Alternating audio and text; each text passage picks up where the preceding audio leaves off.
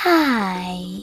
In front of me is HONOR X7A, and today I would like to show you how you can add photos to text message.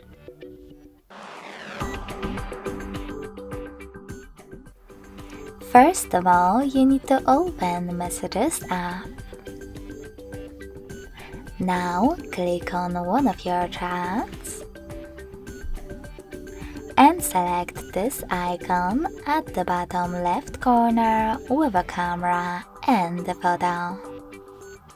Now you can click on your photos right away over here, or select the gallery section and pick them from here.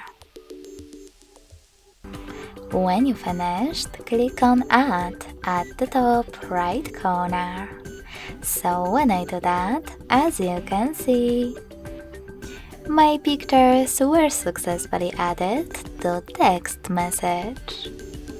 Thanks so much for watching. If you enjoyed this video, smash that like button, comment and subscribe. Bye!